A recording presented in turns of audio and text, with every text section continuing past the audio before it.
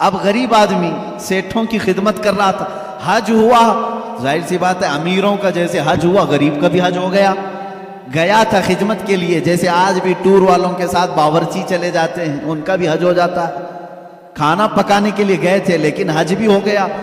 اب حج ہونے کے بعد مدینے آئے تو سارے سیٹھوں نے مل کر اس کا مذاق اڑایا، کہا برا تو طفیلی حج کر لیا، پیسے تو کچھ لگایا نہیں، ہماری خدمت کے لیے آیا اور حج ہو گیا، پتہ نہیں تیرا قبول ہوا بھی کہ نہیں ہوا۔ غریب کو تانا مت دو میرے عزیزو، اس کے دل پر یہ چوٹ لگی، دل پر بہت گہرا اثر ہوا۔ غریب ہو مالدار نہیں لیکن حج تو کیا ہے نا۔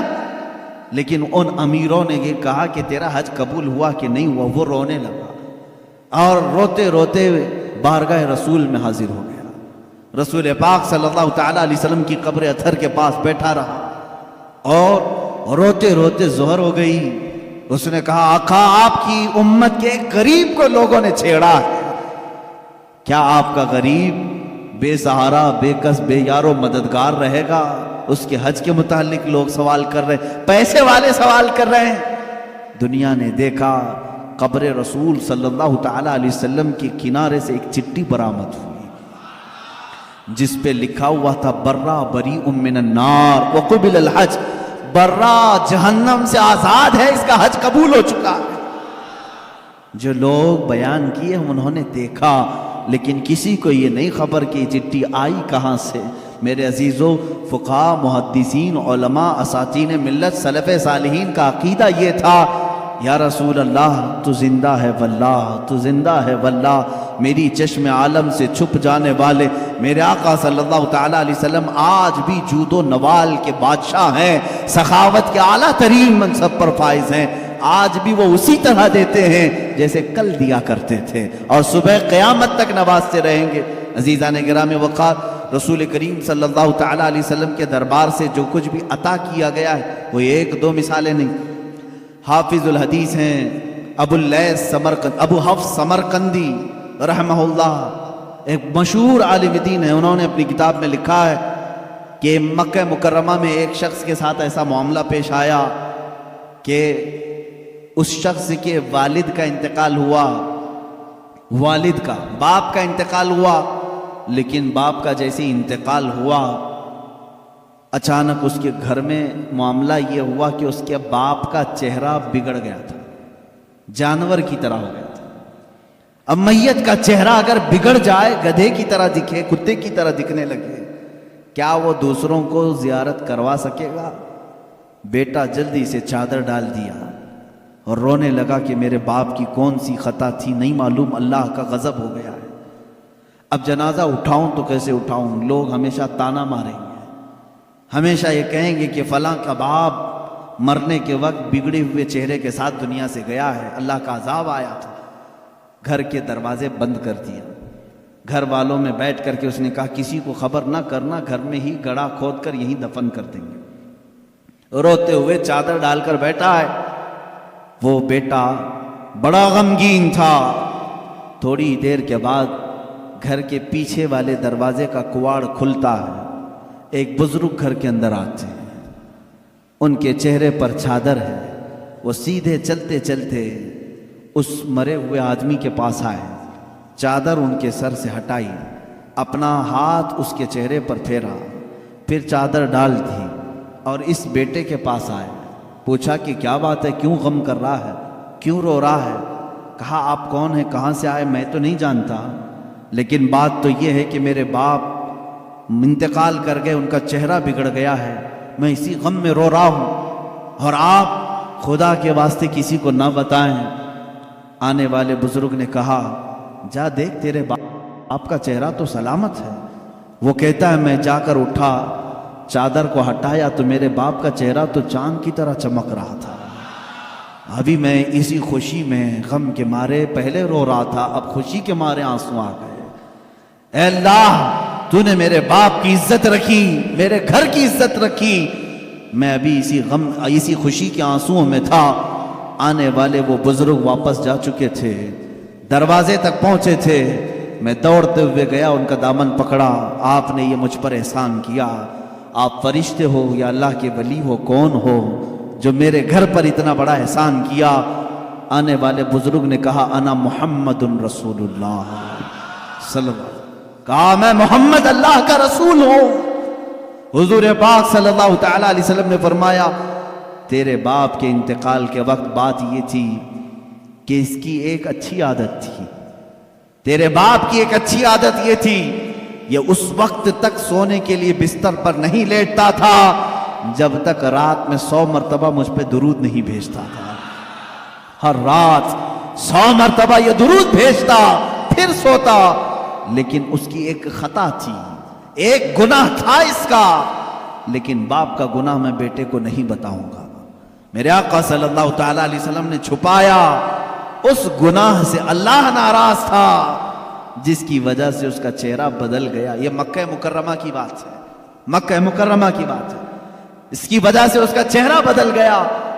تیرے باپ کا روزانہ پڑھا ہوا درود جو فرشتہ میرے بارگاہ تک پہنچاتا ہے, اس فرشتے نے مجھے خبر کی کہ اے اللہ کے رسول آپ کے فلاں غلام کے ساتھ غضب ہو گیا ہے, اللہ نے عذاب نازل کیا, اس کا چہرہ بگڑ گیا ہے. اے رسول پاک وہ بندہ روزانہ آپ پر 100 بار درود بھیجتا تھا, کرم فرمائے. حضور فرماتے ہیں میں اسی وقت چل کر تیرے گھر آیا. تیرے باپ کا چہرہ بگڑا تو تھا مگر میں نے میرے مولا سے سوال کیا اے اللہ تیرے حبیب پر درود بھیجنے والا اس کے چہرے کو اگر تو سلامت نہیں رکھے گا تو آنے والے لوگ تانا دیں گے کہ رسول پر درود بھیجنے والا بھی نہیں بچ پایا. اے مولا تو میرے ذریعے سے اس کے چہرے کو سلامت کر دے. اللہ نے میری دعا قبول کی. میں نے اس کے چہرے پر ہاتھ رکھا, اللہ نے تیرے باپ کے چہرے کو چمکتے چاند کی طرح کر دیا. وہ عطا کرنے پر آئیں تو بے حساب عطا کریں. بعد وفات کی بات میں کر رہا ہوں, یہ ظاہری زندگی کی بات نہیں. وفات ہو کر کئی سال ہو چکے تھے تب کی بات ہے. اسی لیے تو ہم عاشقوں کا یہ کہنا ہے یا رسول اللہ سنا ہے آپ ہر عاشق کے گھر تشریف لاتے ہیں, میرے گھر میں بھی ہو جائے چراغاں یا رسول اللہ, میرے دل میں بھی ہو جائے چراغاں یا رسول. میرے آقا آؤ کہ مدت ہوئی ہے تیری راہ میں اکھیاں بچھاتے بچھاتے, بڑے دن ہوئے ہیں میرے آقا گھر کو سجاتے سجاتے. اللہ کے نبی صلی اللہ تعالی علیہ وسلم کا انتظار کرو اے مسلمان, چاہے ہماری زندگی اس پہ فنا ہو جائے, ختم ہو جائے. دید کے لیے ترستے رہو اور اسی انتظار میں تمہاری زندگی کٹنا چاہیے. اب کی رات آئیں کہ تب کی رات آئیں, جب یہ راتیں زندگی کی کٹ جائیں وہ رات تو ضرور آئے گی جو قبر کی پہلی رات ہوگی. وہاں تو دیدار کرو گے انشاءاللہ, لیکن اس دیدار کے انتظار میں اپنی زندگی کاٹو. یہ نہیں کہ اپنی آنکھوں کو حسیناؤں کی غلاظت سے بھر لو, گندی تصویروں سے گندی فلموں سے اپنی آنکھوں کو داغدار کر لو. یہ نہیں, ان آنکھوں کو اللہ تعالیٰ نے تمہارے رسول کے دیدار کے لیے دیا ہے.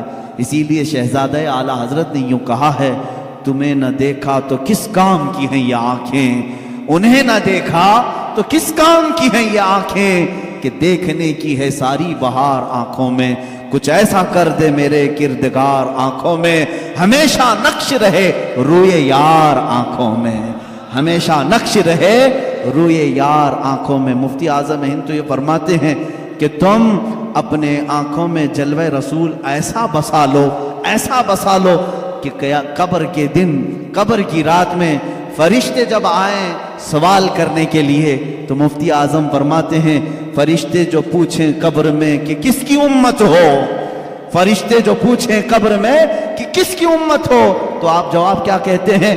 وہ کہتے ہیں لو دیکھ لو کہ ہے تصویر یار آنکھوں میں, لو دیکھ لو کہ ہے تصویر یار آنکھوں میں. ہماری آنکھوں میں وہ جلوہ رسول اس طرح سے رہے, وہ آتے ہیں. بلکہ ایک شاعر نے یہی کہا ہے میرے عزیزو, آج غالباً 7ویں محفل ہے, آج 7ویں محفل ہے, اور اس طرح 70 نہیں 700 محفلیں ہو جائیں.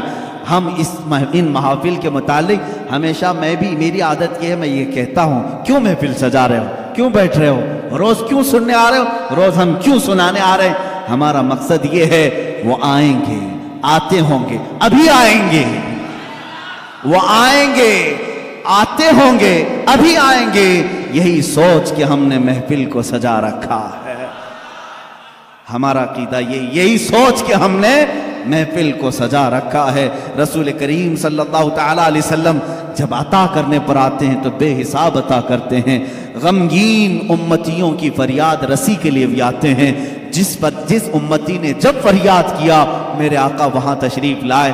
آپ کو معلوم ہے اللہ کے نبی صلی اللہ تعالیٰ علیہ وسلم کی ایک اور بات میں بتا دوں، مشہور زمانہ قصیدہ مولایا صلی وسلم دائما ابدا علی حبیبک خیر الخلق کلہم، تقریباً میرے آقا صلی اللہ تعالیٰ علیہ وسلم کی وفات کے بھی 700 سال بعد آنے والے امام شرف الدین بوصیری، یہ وہ عظیم بزرگ ہیں، مداح رسول ہیں۔ تقریباً 170 اشعار میں انہوں نے قصیدہ لکھا ہے جس میں میرے آقا کے ہر عضو کی تعریف کی ہے۔ جس طرح آپ اگر ہندوستان کا کوئی بوصیری دیکھنا چاہتے ہیں، ہندوستان کا شرف الدین بوصیری دیکھنا چاہتے ہیں تو بریلی کے امام احمد رضا کو دیکھیں، جس نے اپنے نعتیہ کلام میں رسول پاک کے ہر عضو کو پیرو کر کے موتیوں کی طرح سجایا ہے، امام شرف الدین بوصیری۔ اور حد تو یہ ہے میرے عزیزو، وہابیوں کی، نجدیوں کی، سلفیوں کی حکومت آئی جنہوں نے عشق رسالت مآب صلی اللہ تعالیٰ علیہ وسلم کے خلاف نہ جانے کتنی بکواس کی، لیکن مجھے اس وقت فخر ہوتا ہے جب مدینہ رسول جاتے ہیں اور دربار رسول کی جالیوں پر اندر جانے کا جو دروازہ ہے اس دروازے کے تالے پر، چابی پر آج بھی امام بوصیری کا قصیدہ لکھا ہوا ہے، هو الحبیب الذی ترجا شفاعته لکل حول من الاحوال مقتحم۔ پہلے تو دیواروں پر لکھا ہوا تھا قصیدہ، انہوں نے مٹایا کیونکہ ان کے عقیدے کے اعتبار سے شرک تھا۔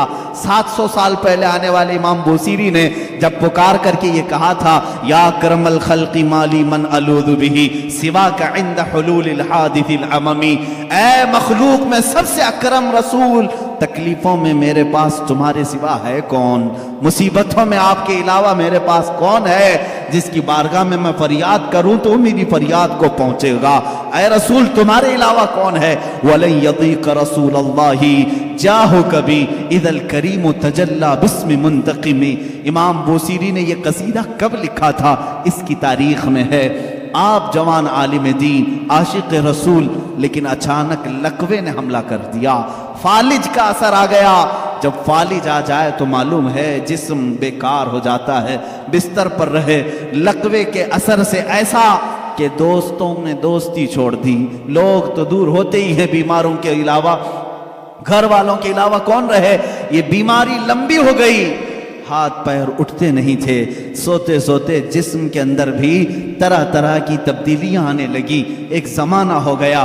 ایسے بیماروں کے جب آنسو نکلتے ہیں تو سیدھے مدینے پہنچ جاتے ہیں، جن کا دنیا میں کوئی طبیب بھی نہیں، جن کا دنیا میں کوئی غم کی داستان سننے والا نہیں، جن کی دنیا میں کوئی بولی سننے والا نہیں، ایسے غریب اگر سناتے ہیں تو صرف مصطفیٰ کو سناتے ہیں، اس لیے کہ عاشقوں نے یہی کہا، یا رسول اللہ نہ کوئی عمل ہے سنانے کے قابل، نہ منہ ہے تمہارے دکھانے کے قابل، لگاتے ہیں اس کو بھی سینے سے آقا جو ہوتا نہیں منہ لگانے کے قابل، میرے آقا اس کو بھی سینے سے لگاتے ہیں، اس غریب کی بپتا بھی سنتے ہیں۔ امام بوصیری نے لکھنا شروع کیا، امن تذکر جیران بذی سلمی مزجت دمعا جرا من مقلت بدمی ام حبت الريع من تلقاء کاظمت او اومض البرق فی الظلماء من اظمی۔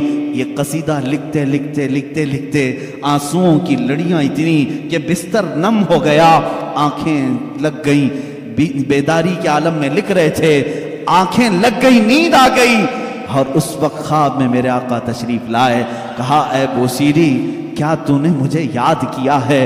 جب بھی امتی درد دل سے یاد کرے میرے آقا تشریف لاتے ہیں۔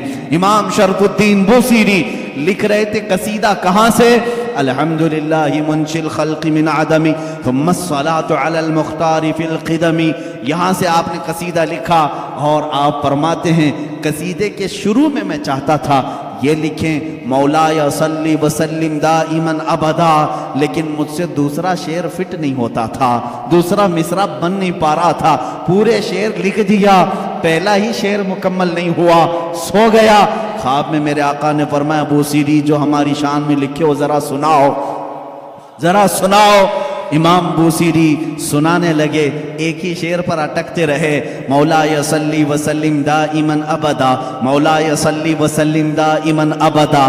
آگے کا آقا نہیں آ رہا ہے، میرے آقا نے فرمایا بوصیری اس آگے والا مصرع میری طرف سے رکھ لو، علی حبیبی کا خیر الخلق کلہم، دنیا کا یہ قصیدہ ہے امام شرف الدین بوصیری کا، جس کا پہلا شعر ان کی طرف سے ہے، دوسرا شعر مصطفیٰ جان رحمت کی طرف سے ہے۔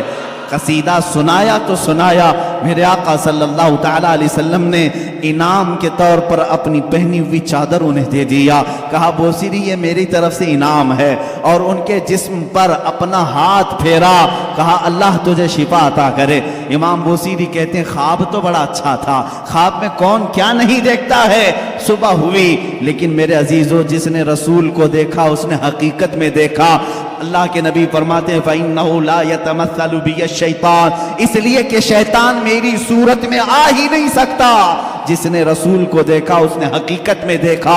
امام بوصیری فرماتے ہیں صبح اٹھا تو بھینی بھینی خوشبوئیں گھر میں تھی، مہکی مہکی ہوائیں تھی، میں نے سوچا خواب تو خواب ہوتا ہے، لیکن جب میں نے گود میں دیکھا تو رات میں عطا کی ہوئی چادر بھی موجود تھی، وہ چادر بھی موجود تھی، اور اس کے بعد اٹھنے کی کوشش کیا تو میں دیکھ رہا ہوں ہاتھ بھی سلامت، پیر بھی سلامت، جسم بھی سلامت، نہ کوئی لقوہ ہے نہ کوئی فالج ہے۔ یہ رسول پاک کا دربار ہے جس کو امام عشق و محبت اعلیٰ حضرت نے فرمایا میرے کریم سے گر قطرہ کسی نے مانگا، میرے کریم سے گر قطرہ کسی نے مانگا، دریا بہا دیے ہیں دریا بہا دیے ہیں، کون دیتا ہے دینے کو منہ چاہیے، دینے والا ہے سچا۔ میرے عزیزو کسی کی جے وجے کیوں پکاریں، کیا غرض ہم کو، ہمیں کافی ہے سید اپنا نعرہ، مانگیں گے مانگے جائیں گے، منہ مانگی پائیں گے، سرکار میں نہ لا ہے نہ حاجت اگر کی ہے، واہ کیا جود و کرم ہے شہ بتہا تیرا، نہیں سنتا ہی نہیں مانگنے والا تیرا۔ ہمارے پاس جب اتنے سارے اشعار ہیں تو دوسروں کے ہاں در در کی ٹھوکریں کیوں کھائیں، ہم ادھر ادھر کی ٹھوکریں کیوں کھائیں، پھر کے گلی گلی تباہ ٹھوکریں سب کی کھائی کیوں، دل کو جو عقل دے خدا۔ تقریباً اعلیٰ حضرت یاد کیے جائیں گے، صبح قیامت تک سنیوں میں اعلیٰ حضرت کو یاد کیا جائے گا۔ بریلی کے امام نے ہی ہمیں رستہ مدینے کا دکھایا ہے، ہر مصیبت میں مانگو رسول پاک سے، ہر بے کسی کے عالم میں پکارو اسی رسول کو۔ حالے بریلی کے امام نے ہمیں نمازوں کے بعد سلام میں بھی یہی سکھایا ہے، جب سلام میں پیش کرو تو یوں ہی کہو یا رسول اللہ تم ہو حفیظ و مغیث، کیا ہے وہ دشمن خبیر، کہا ہے یقین کے ساتھ تم ہو حفیظ و مغیث، کیا ہے وہ دشمن خبیر، تم ہو تو پھر خوف کیا، تم پہ کروڑوں درود۔ اعلیٰ حضرت نے ہمیں یہی سکھایا ہے، کس سے مانگنا چاہیے، رسول پاک سے۔ یہاں مانگنا شرک نہیں، جو رسول پاک کے پاس مانگا وہ اللہ سمجھ کر کے نہیں مانگ رہا ہے بلکہ اللہ والا سمجھ کر مانگ رہا ہے، اللہ کا عطا کرنے والا رسول سمجھ کر کے مانگ رہا ہے۔ ہم تو سلام میں بھی یہی پیش کرتے ہیں میرے آقا صلی اللہ تعالیٰ علیہ وسلم کی بارگاہ میں کہ آقا آپ ہی ہمارا سہارا ہیں، آپ ہی ہمارے بے کسی کے وقت مددگار ہیں۔ آؤ سعادت الدارین کی ایک روایت میں تمہارے سامنے پیش کرتا ہوں، اور میں سمیٹتا ہوں گفتگو کو، کون دیتا ہے دینے کو منہ چاہیے، یہی ہمارا عنوان سخن ہے۔ تقریباً 400 سال کے بعد کی بات ہے، میرے آقا صلی اللہ تعالیٰ علیہ وسلم کی وفات کے 400 سال کے بعد بڑی حکایت، یہ حکایت روح فرسا ہے، بالکل روح کو جھنجھوڑتی ہے، ہماری امیدوں کو اور قریب کرتی ہے بارگاہ مصطفیٰ سے۔ فرماتے ہیں راوی کہ ایک شہر میں ایک ایسا آدمی تھا، مفلس تھا لیکن قرضے لیتا تھا لوگوں سے۔ ایک آدمی سے اس نے قرضہ لیا تھا، اب کھایا پیا ختم ہو گیا، پیسے نہیں تھے، قرضہ مانگنے والے آ گئے۔ قرضوں میں ڈوبے ہوئے لوگ بھی سنو، جس کا کوئی نہیں اس کا میرا آقا ہے۔ وہ شخص قرضے تو لیا تھا لیکن دے نہیں پا رہا تھا۔ اب جو قرض خواہ آدمی ہے اس نے دھمکیاں دی، نہیں دیا، اس کے بعد اس نے مقدمہ کر دیا قاضی کے پاس، کورٹ میں طلب ہوا۔ کورٹ میں جانے کے بعد قاضی صاحب نے پوچھا کہ اس کا تیرے اوپر قرضہ ہے؟ کہا ہاں ہے۔ کب ادا کرے گا؟ کہا دیکھ رہا ہوں۔ کہاں سے ادا کرے گا؟ ہے ہی نہیں کچھ بھی۔ قاضی نے کہا کل تک کی تجھے مہلت دیتا ہوں، اگر تو نہیں ادا کیا تو تجھے جیل میں ڈال دوں گا، جا کہیں سے بھی لے کر کے آ، اس کا قرضہ ادا کر۔ اس نے بہت ریکویسٹ کیا مجھے اور لمبا ٹائم دے، میرے چھوٹے بچے ہیں، بیوی ہیں، کون دیکھے گا؟ قاضی نے ایک نہیں سنی، دربار سے نکال دیا گیا۔ ایک دن کا ٹائم، ایسا شخص کہاں جائے، راستے میں روتے ہوئے جا رہا تھا، ایک بزرگ سے ملاقات ہوئی۔ اس بزرگ نے پوچھا کیوں رو رہے ہو؟ کہا ایسا ایسا معاملہ ہے۔ کہاں سے لاؤں؟ اس بزرگ نے کہا ایک کام کر، گھر میں جا، جب رات ہو جائے اکیلا بیٹھ، تاجدار مدینہ پر درود بھیج۔ رسول پاک صلی اللہ علیہ وسلم کو اپنے غم کی داستان سنا، کچھ نہ کچھ تو حل وہاں سے مل ہی جائے گا۔ لیکن یقین کے ساتھ وہ گیا، ڈوبتے کو تنکے کا سہارا۔ وہ گھر آیا، شام کو اپنی بیوی بچوں کو جب اس نے سنایا تو سب غمگین تھے۔ ایک دن کے بعد اگر باپ ان کا جیل میں چلا جائے، اس کا شوہر جیل میں چلا جائے تو ان کا گھر کیسے چلے؟ رات کے وقت تنہائی میں بیٹھ کر کے وہ رونے لگا، بہت رویا۔ صبح کا وقت قریب آ رہا تھا، خواب میں اسے رسول کریم صلی اللہ علیہ وسلم کی زیارت ہوئی۔ کہاں کہاں میرے آقا کو ڈھونڈو گے؟ میرے آقا نے سچ فرمایا، ابغونی فی ضعفائکم، تمہارے غریبوں میں، کمزوروں میں مجھے تلاش کرو۔ رسول پاک نے خود فرمایا تمہارے غریبوں میں میں مل جاؤں گا۔ اللہ کے حبیب صلی اللہ علیہ وسلم نے اس سے کہا کیوں روتا ہے، کیوں غم کرتا ہے؟ اس نے کہا قاضی نے مجھے دھمکی دی ہے، کل تک اگر نہیں ادا کروں گا جیل میں ڈال دیا جائے گا۔ مجھے ابھی قرضے کے لیے اتنے مال کی ضرورت ہے۔ اللہ کے نبی صلی اللہ تعالیٰ علیہ وسلم ارشاد فرماتے ہیں، اے بندے ایک کام کر، شہر چلا جا، شہر میں جو بادشاہ کا وزیر ہے وہ میرا عاشق ہے، وہ میرا چاہنے والا ہے، اس سے جا کر کہہ دے تجھے جتنی ضرورت ہے وہ تجھے مال دے دے گا، وہ تجھے پیسے دے دے گا۔ اب یہ غریب آدمی ہے، وزیر کا دربار بڑا دربار، اس نے خواب میں یہ پوچھ بھی لیا، آقا اگر وہ مجھ سے سوال کرے تجھے رسول پاک نے بھیجا ہے تو میں کیا دلیل میں بات کروں گا، دلیل میں کیا چیز پیش کروں گا؟ حضور پاک نے یہ تک بھی بتا دیا، فرمایا اس کا ایک راز ہے جو میرے علاوہ کوئی نہیں جانتا، میں تجھے بتاتا ہوں، اس سے جا کر کے کہہ دینا، اگر وہ تجھ سے سوال کرے کہ تیرے پاس کیا دلیل ہے تجھے رسول نے بھیجا، تو اتنا ہی کہنا کہ اے وزیر، روزانہ تم سونے سے پہلے، صبح سورج کے نکلنے سے پہلے 1000 بار اپنے نبی پر درود بھیجتے ہو، اور کل کی رات بھول گئے درود نہیں بھیجے، کل کی رات تم نے درود نہیں بھیجا، یہ کہہ دینا اسے۔ یہ بندہ گیا صبح اٹھ کر کے اس وزیر کے دربار میں، بڑا عالی شان دربار تھا، گیا ملاقات کا ٹائم لے کر، اس وزیر سے کہا میں ایسا ایسا غریب آدمی ہوں، مقروض ہوں، مجھے مال کی ضرورت ہے، اللہ کے نبی نے تمہارے پاس بھیجا ہے۔ وہ غصے میں آیا، کہا فقیروں کی اب یہ عادت ہو گئی کہ مانگنے کے لیے اللہ کے نبی کا نام لینے لگے کہ رسول نے بھیجا۔ اس نے کہا نہ، میں جھوٹ نہیں کہہ رہا ہوں، مجھے رسول پاک نے یہ بھی بتایا ہے کہ تم روزانہ 1000 بار حضور پر درود بھیجتے ہو۔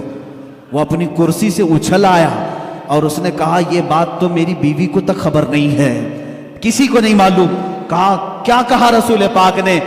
کہا کہ کل تم بھول گئے تھے، درود نہیں بھیجے۔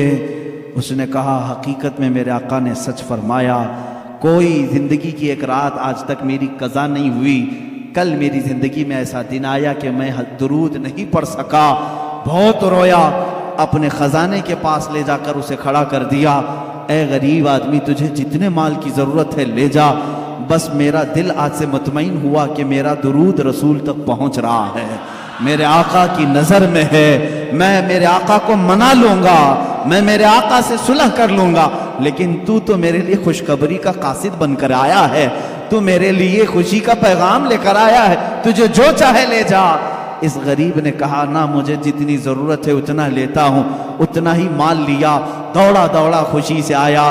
کہاں آیا؟ عدالت میں، قاضی بھی تھے، قاضی سے کہا قاضی صاحب قرض خواہ کو بلاؤ، آج سینہ چوڑا تھا، مال موجود تھا، جس کا حساب ادا کروں گا۔ قاضی کے پاس وہ قرض خواہ آئے، لیکن محفل جمی تھی، اسی وقت قاضی نے کہا بیٹھ جا، تھوڑا ٹھنڈا ہو جا، سکون لے لے۔ تھوڑی دیر کے بعد قاضی نے بالکل ہی یہاں الگ ہی معاملہ کر دیا۔ قاضی نے کہا یہ غریب جس کا قرضہ دینا ہے وہ سب کھڑے ہو جائیں، بتائیں کتنا کتنا قرضہ ہے؟ سبوں نے کہا اتنا اتنا ہے۔ قاضی نے کہا یہ نہیں، میں اپنی جیب سے ادا کروں گا، میں ادا کروں گا اس کا قرضہ۔ یہ غریب کھڑا ہوتا ہے، کہتا ہے ہاں کل تو جیل کی دھمکی، کل تو آپ بند کرنے کی دھمکی دے رہے تھے، آج میری طرف سے قرضہ ادا کرنے کی بات۔ قاضی کہتے ہیں کل تک میں تجھے نہیں پہچانتا تھا، کل جب رات گیا مصطفیٰ کریم کی زیارت ہوئی، میرے آقا نے تیری طرف اشارہ کر کے مجھے بتایا کہ اے قاضی تیرے پاس دنیا کی بہت دولت ہے، اس ایک غریب کا قرضہ تو اپنی جیب سے ادا کر، میں کل تجھے جنت کے محلات بدلے میں ادا کروں گا۔ اے غریب نہ تو مال نہیں دے گا، میں ہلکے میں سودا نہیں کروں گا، مجھے رسول نے بشارت دی ہے میں تیرا مال اپنی جیب سے ادا کروں گا۔ جب یہ قاضی کی باتیں سننے لگے سارے قرض خواہ کھڑے ہوئے، کہا جب یہ آدمی اتنا افضل ہے کہ بارگاہ رسول میں مقبول ہے، ہم گواہی دیتے ہیں کہ ہم نے سب قرضہ معاف کر دیا، اب بھی اگر اسے چاہے تو ہم سے لے سکتا ہے۔ کون دیتا ہے دینے کو منہ چاہیے، کون دیتا ہے دینے کو منہ چاہیے، دینے والا ہے سچا ہمارا نبی، اتنا دیا سرکار نے مجھ کو جتنی میری اوقات نہیں، یہ تو ان کا کرم ہے ورنہ مجھ میں تو ایسی بات نہیں۔ عزیزان گرامی، آج جو ہم اس مقام پر ہیں یہاں پر بھی ہم فخر سے یہی کہتے ہیں یا رسول اللہ اتنا دیا سرکار نے مجھ کو جتنی میری اوقات نہیں، یہ تو ان کا کرم ہے ورنہ مجھ میں تو ایسی بات نہیں۔ آپ خود دیکھو اللہ کے نبی نے تمہیں، ان کے صدقے میں اللہ نے تمہیں کیا کیا نہیں دیا ہے، یہ رسول کی سخاوت نہیں ہے تو اور کیا ہے۔ آج بھی مانگنے کا سلسلہ باقی رکھو، لیکن اس کے در سے نہیں، دربار رسالت سے مانگیں گے۔ کیوں؟ ان کے ہم غلام ہیں، انہی سے مانگیں گے۔ غلام اپنے آقا سے مانگتا ہے تو اچھا لگتا ہے۔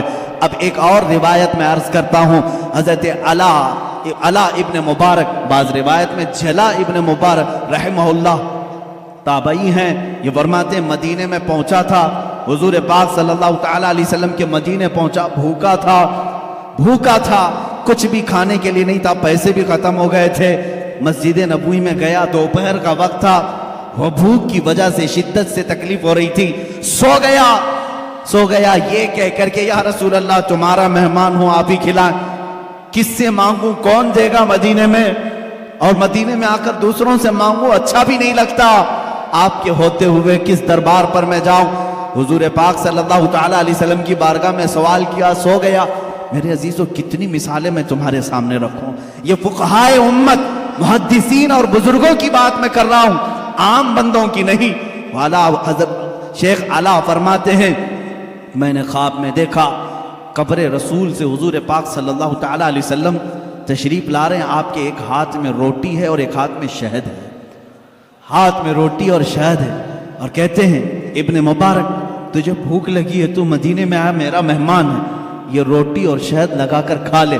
کہتے ہیں میں جلدی سے بڑھ کر ہاتھ سے روٹی لے لیا، شہد لگا کر کھاتا رہا، آدھی روٹی کھایا تھا کب؟ خواب میں بعد وفات رسول، حضور کی ظاہری زندگی کی بات نہیں کر رہا ہوں، وفات کے کئی سو سال بعد کی بات، اور خواب میں حضور کھلا رہے ہیں، روٹی کھلا رہے ہیں، شہد کھلا رہے ہیں۔ کہتے ہیں عصر کا وقت ہو گیا، مؤذن نے اذان دینا شروع کیا تو مسجد میں جو بھی سوئے ہوں گے اٹھا دیے جاتے ہیں، کسی نے پیر پکڑ کر کھینچ کر مجھے اٹھا دیا، میں جھٹکا لے کر اٹھا تو دیکھا آدھی روٹی اور شہد اب بھی میرے ہاتھ میں موجود ہے۔